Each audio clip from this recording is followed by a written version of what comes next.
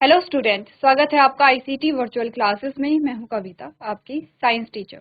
उम्मीद करती हूं आप सभी अच्छे होंगे और स्वस्थ होंगे। क्लास कंटिन्यू करेंगे अपना चैप्टर जिसमें हम बात कर रहे हैं cell structure and cell function के बारे में। तो अभी तक हम यहाँ पे सेल स्ट्रक्चर में पहुंच चुके हैं एंडो मेम्ब्रेन सिस्टम में, जिसमें हम बात कर रहे हैं यहाँ पे एंडोप्लाज्मिक रेटिकुलम के बारे में। तो देख लीजिए अभी तक जो आपके प्रीवियस टॉपिक हैं उनमें क्या क्या चीजें हमने डिस्कस कर ली हैं। चलिए, बात चल रही थी सेल ऑर्गेनेलीज की, और सेल ऑर्गेनेलीज में आप एंडोप्लाज्मिक रेटिकुलम को स्टार्ट कर चुके हैं। अभी तक आपने यहाँ पर एंडोप्लाज्मिक रेटिकुलम में क्या समझा है कि जो एंडोप्लाज्मिक रेटिकुलम है एक नेटवर्क लाइक स्ट्रक्चर, एक नेटवर्क जैसी संरचना होती है जो न्यूक्लियर मेम्ब्रेन से स्टार्ट होती है।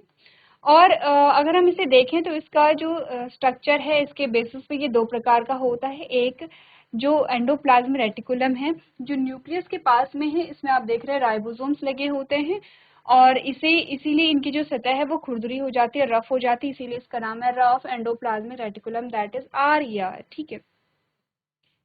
एक प्रकार का जो राइबोसोम्स एंडोप्लाज्मिक रेटिकुलम होते हैं जिसमें राइबोसोम्स नहीं लगे होते, इट मींस कि इसकी सरफेस स्मूथ होगी, इसीलिए हम इसे क्या कह रहे हैं, स्मूथ एंडोप्लाज्मिक रेटिकुलम नाम, यानी कि SER नाम हम इसे दे रहे हैं। अभी तक हमने यही समझा है कि जो राइबोसोम्स हैं, अच्छा एक और चीज है कि राइबोसोम्स सिर्फ एंडोप्लाज्मिक रेटिकुलम पे नहीं लगे होते हैं, कुछ आपके फ्री राइबोसोम्स भी होंगे यहाँ पे।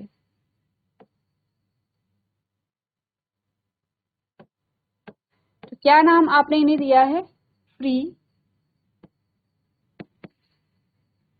राइबोसोम्स। ठीक है। ये फ्री राइबोसोम्स ये भी क्या करेंगे, प्रोटीन फॉर्मेशन करेंगे, इनका भी सेम फंक्शन होगा।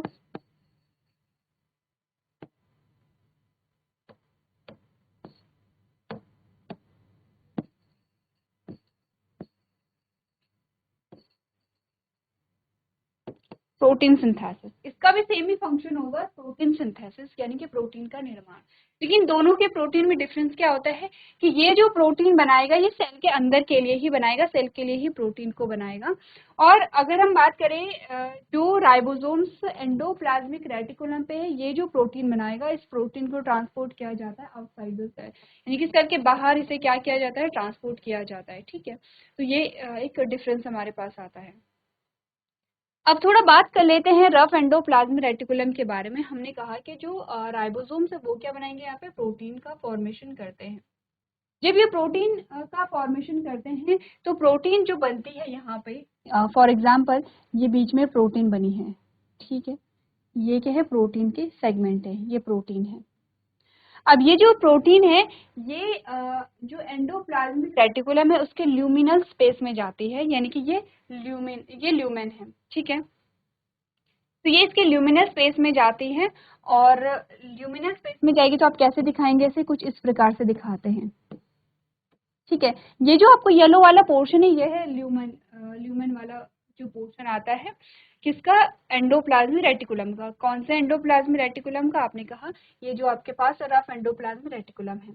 अब ये जो प्रोटीन है ये आगे की ओर इस प्रकार से बढ़ती चली जाएंगी, और अब ये यहाँ पर क्या करती हैं, वेसिकल्स बनाते हैं इस प्रकार से। ये क्या बनाएंगे, इस प्रकार से वेसिकल्स बनाएंगे।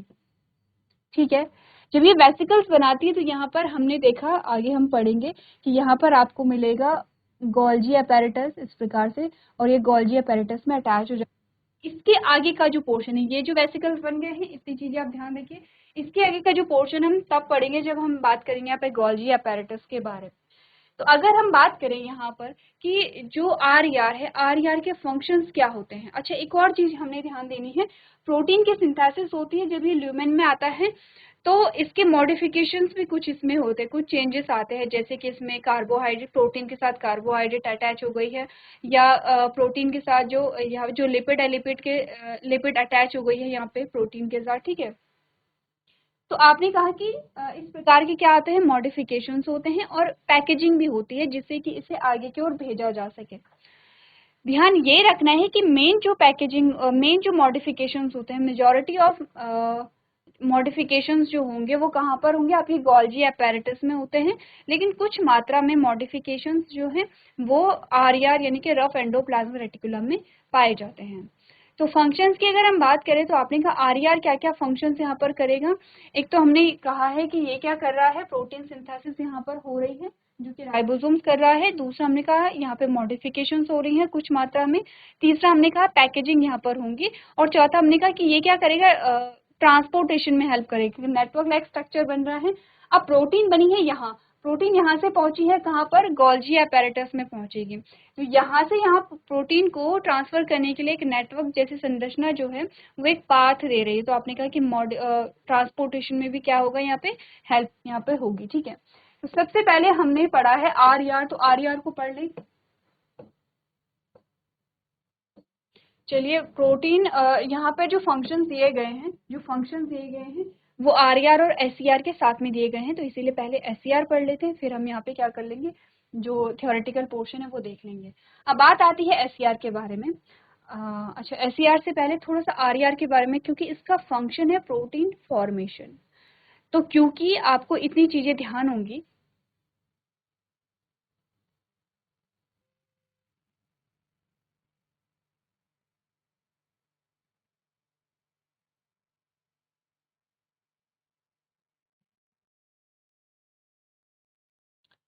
आपको इतनी चीजें ध्यान होंगी कि हमारी जो पूरी बॉडी है वो सेल से मिलकर के बनी है। आपका चैप्टर ही सेल चल रहा है।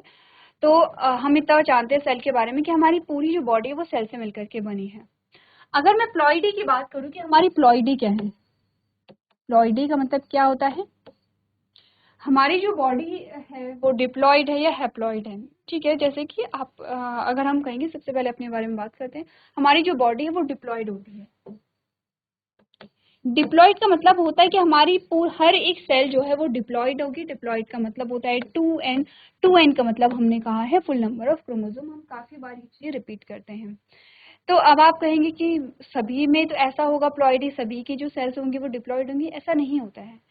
आप अगर जब पढ़ते हैं अलग अलग जो ऑर्गेनिज्म हैं, जैसे कि अगर आप प्लांट्स के बारे में बात करते हैं यहाँ पे, तो आपने कहा कि जो प्रिमिटिव प्लांट्स होते हैं, या फिर जैसे कि आप बात करते हैं यहाँ पे थैलोफाइट्स के बारे में, ब्रायोफाइट्स के बारे में, इनकी जो बॉडी होती है, मेन बॉडी जो होती है वो हैप्लॉइड होती है। ठीक है, यानी कि प्लॉइडी क्या है, यहाँ पे हैप्लॉइड होगी, यानी कि हाफ नंबर ऑफ क्रोमोसोम होते हैं, या एन जो प्लॉइडी होती है वो कैसी होती है, एन होती है।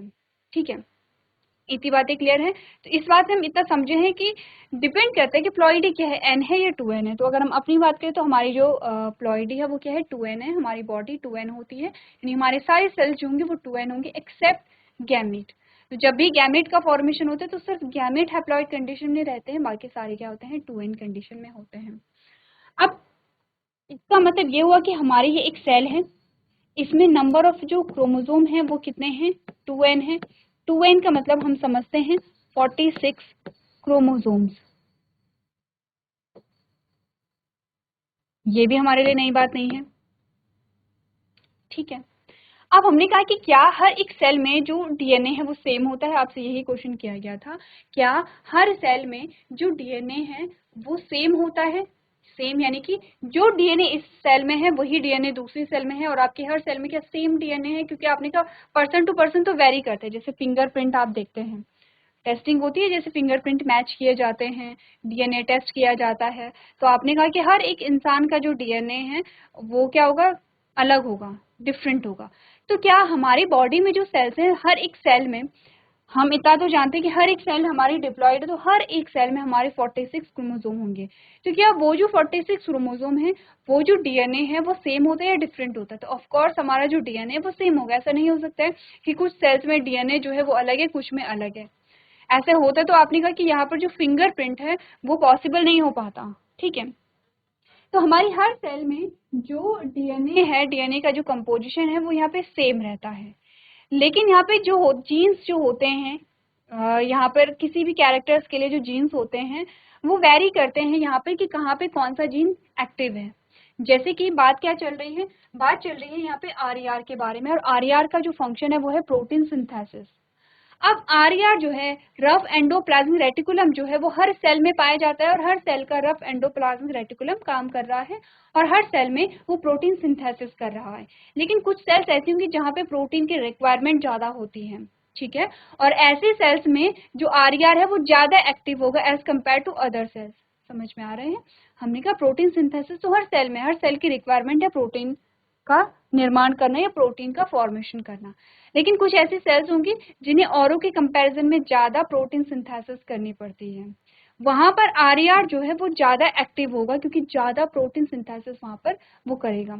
अब देखिए, हमने कहा कि जो प्रोटीन जो यहाँ पे आरईआर है वो कहाँ पे ज्यादा एक्टिव होगा, जहाँ पर प्रोटीन का फॉर्मेशन हो रहा है ज्यादा, जहाँ पर प्रोटीन का फॉर्मेशन हो रहा है या जहाँ पर एंजाइम्स का फॉर्मेशन हो रहा है, या जो प्रोटीनेशियस जो सब्सटेंस होते हैं वहां पर जो बन रहे हैं, जैसे एंजाइम्स जो हैं यहाँ पे वो क्या होते हैं, प्रोटीन होते हैं। तो एग्जाम्पल अगर हम कहें कि कहाँ पर जो आरईआर है वो ज्यादा कहाँ पर एक्टिव होता है, जैसे कि अगर हम एग्जाम्पल देखें तो हमने कहा पिट्यूटरी ग्लैंड जो होती है, या आपका हाइपोथैलेमस जो होता है, ठीक है, या आपने कहा कि आपका पैनक्रियाज जो होता है,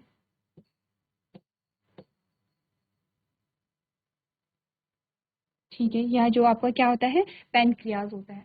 तो यहाँ पर जो आपका आरईआर है वो ज्यादा एक्टिव होता है।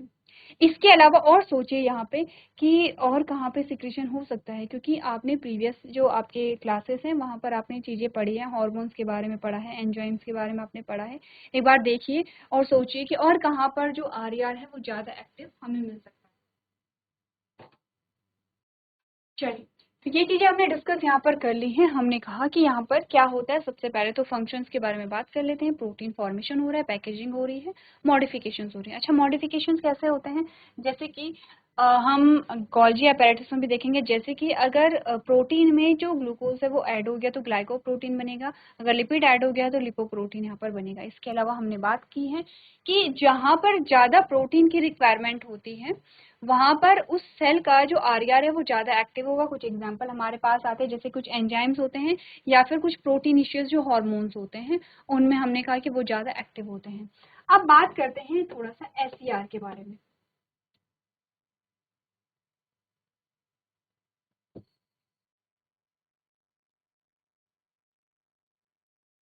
ठीक है, अगर हम एसईआर के फंक्शन के बारे में बात करें, एसईआर की फुल फॉर्म क्या है, स्मूथ एंडोप्लाज्मिक रेटिकुलम है, ठीक है, ये तो हम जानते हैं। एसईआर में क्योंकि राइबोसोम्स नहीं होते तो प्रोटीन सिंथेसिस तो नहीं करता है, लेकिन क्या करेगा, लिपिड सिंथेसिस करेगा, ठीक है, पहली चीज तो ये है। दूसरा,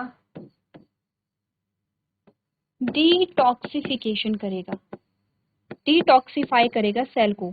डिटॉक्सिफाई जो जो भी ड्रग्स होते हैं यहाँ पर, ठीक है, उससे क्या करेगा, सेल से वो रिमूव करता है, तो डिटॉक्सिफिकेशन करेगा। तीसरा,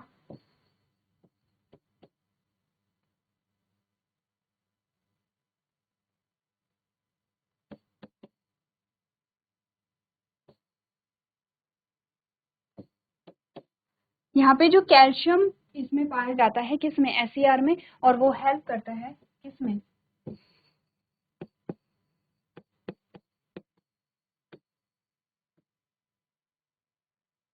कॉन्ट्रैक्शन ऑफ मसल्स, यानी कि मसल्स में क्या करेगा, संकुचन करेगा। ये तो है फंक्शंस एसईआर के। अब थोड़ा सा समझते हैं यहाँ पर एसईआर को। सबसे पहले तो एसईआर जो है वो लिपिड का फॉर्मेशन करता है, ठीक है, और ये जो लिपिड है इसका एग्जांपल लेते हैं हम कोलेस्ट्रॉल से। इसी लिपिड से क्या यहाँ पर बनते हैं, इसी लिपिड से आपने कहा जो स्टेरॉइड हार्मोन है, स्टेरॉइड जो हार्मोन है वो यहाँ पर बनते हैं, वो यहाँ पे क्या होते हैं, रिलीज होते हैं। तो कुछ स्टेरॉइड हार्मोन का एग्जांपल अगर हम देखें तो हमने कहा जैसे कि आपने कहा एस्ट्रोजन, जैसे कि प्रोजेस्टेरॉन,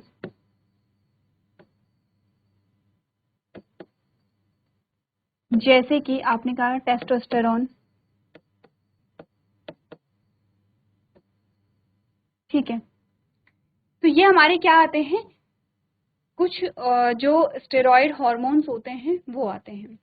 अब जल्दी से ये बताइए, एस्ट्रोजन रिलीज कहाँ से होता है, क्या फंक्शन है, प्रोजेस्टेरॉन का क्या फंक्शन है, टेस्टोस्टेरोन का क्या फंक्शन है, जल्दी से बताइए यहाँ पे। देखिए, अगर हम बात करें एक एक करके, तो एक एक करके अगर हम बात करें तो हम यहाँ पर जो स्टेरॉइड हार्मोन है उनको लेते हैं। पहली हमने बात की है यहाँ पर एस्ट्रोजन के बारे में। पहला जो है वो हमने एस्ट्रोजन के बारे में बात की है, ठीक है। एस्ट्रोजन जो है वो कहाँ होता है, फीमेल बॉडी में रिलीज होता है। कहाँ से रिलीज होता है, ओवरी से रिलीज होता है, ठीक है। क्या फंक्शन है एस्ट्रोजन का, आपने कहा गैमीट के मैच्योरेशन में हेल्प करता है एस्ट्रोजन, ठीक है।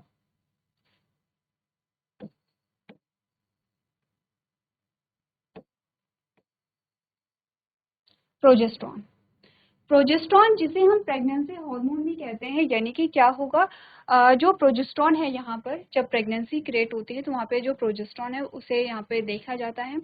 आपने जब आप जाएंगे क्लास 12 में, क्लास 12 में एक चैप्टर आपके पास आएगा रिप्रोडक्शन इन ह्यूमंस, वहाँ पर आप डिटेल में समझेंगे। और जब आप बात करेंगे यहाँ पर मेंस्ट्रुअल साइकिल का एक ग्राफिकल रिप्रेजेंटेशन हम देखेंगे कि हार्मोन्स का क्या फ़र्क पड़ता है, क्या असर पड़ता है यहाँ पे आपकी मेंस्ट्रुअल साइकिल पे, तो वहाँ पर एस्ट्रोजन और प्रोजेस्टेरोन दोनों की ही बात होगी। क्लियर इतनी बात, तो वहाँ पे क्या होगा, दोनों की बात होगी। तीसरा हमारे पास आता है टेस्टोस्टेरोन,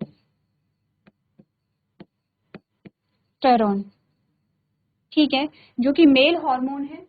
और यहाँ पर किससे कहाँ से रिलीज होता है, जो टेस्टिस होती है, टेस्टिस में आपने कहा जो लीडिंग सेल्स होती हैं यहाँ पे, ठीक है, वहां से क्या होगा, जो टेस्टोस्टेरोन जो है यहाँ पे वो क्या होगा, यहाँ पे रिलीज होगा। टेस्टोस्टेरोन या एस्ट्रोजन और प्रोजेस्टेरोन मेल और फीमेल में सेकेंडरी कैरेक्टर्स के लिए रिस्पॉन्सिबल होते हैं यहाँ पे, ठीक है। अब ध्यान से देखिए कहाँ से रिलीज हो रहे हैं, ये रिलीज कहाँ से होते हैं, सबसे पहले तो एस्ट्रोजन है, प्रोजेस्टेरोन है, टेस्टोस्टेरोन है, पाए कहाँ जाते हैं, प्रोजेस्टेरोन और एस्ट्रोजन और प्रोजेस्टेरोन तो ओवरीज में रिलीज होते हैं। टेस्टोस्टेरोन हमने कहा, ये हम बात कर रहे हैं यहाँ पर किसके बारे में, टेस्टिस के बारे में। लेकिन रिलीज कहाँ से होते हैं, तो रिलीज ये होंगे कहाँ से, आपने देखा हुआ आपका हाइपोथैलेमस किसे यहाँ पे स्टिमुलेट करता है, पिट्यूटरी को। पिट्यूटरी से आपके क्या होते हैं, यहाँ पे गोनाडोट्रोपिन हार्मोन रिलीज होते हैं, दो टाइप के, एलएच और एफएसएच। एलएच और एफएसएच ही क्या करेंगे, यहाँ पे स्टिमुलेट करते हैं टेस्टिस को या यहाँ पे ओवरी को, जिससे कि एस्ट्रोजन प्रोजेस्टेरोन फीमेल में रिलीज होता है, टेस्टोस्टेरोन मेल में रिलीज होता है, ठीक है। अब हमने कहा कि जहां पर ये रिलीज हो रहे हैं, इसका मतलब उस सेल का जो एसईआर है वो ज्यादा एक्टिव होगा, क्योंकि वहां पर क्या इनकी रिक्वायरमेंट है।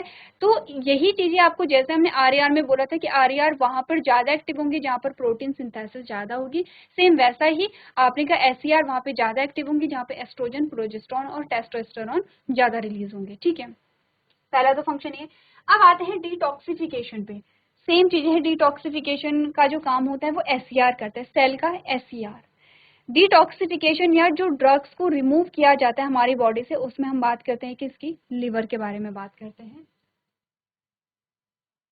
ठीक है। तो हम बात करते हैं यहाँ पे किसके बारे में, लिवर के बारे में बात करते हैं। तो लिवर क्या करता है, जैसे कोई भी आप मेडिसिन लेते हैं तो वहां पर जो मेडिसिन एक्चुअली में वो ड्रग है, तो यहाँ पर क्या होता है उसे बॉडी से रिमूव करना इंपॉर्टेंट होता है।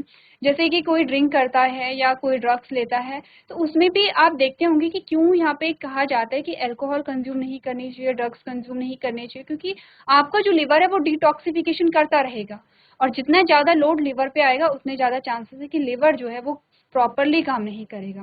तो एक्चुअली में जो लिवर जो है उसका काम है डिटॉक्सिफिकेशन का। तो क्या हम कह सकते हैं कि जो लिवर है, क्या हम कह सकते हैं जो लिवर है उसका जो एससीआर है वो ज्यादा एक्टिव होगा, होगा ज्यादा एक्टिव, क्योंकि लिवर का काम है डिटॉक्सिफिकेशन करना। और क्योंकि डिटॉक्सिफिकेशन का काम सेल का क्या होता है, एसईआर जो होता है ये करेगा, तो आपने कहा लिवर की जो सेल्स होती हैं उसका जो एसईआर होता है वो ज्यादा एक्टिव होगा अदर सेल्स के कंपैरिजन में, यही चीजें आपको बताई जा रही हैं। दूसरा फंक्शन हो गया। तीसरे फंक्शन पे आते हैं।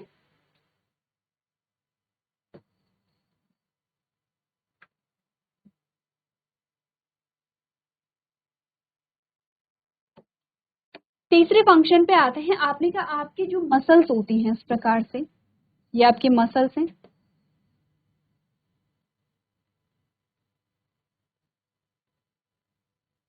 ठीक है, आपकी मसल्स हैं, और आपकी जो मसल सेल्स हैं उसका ये एसईआर है, एस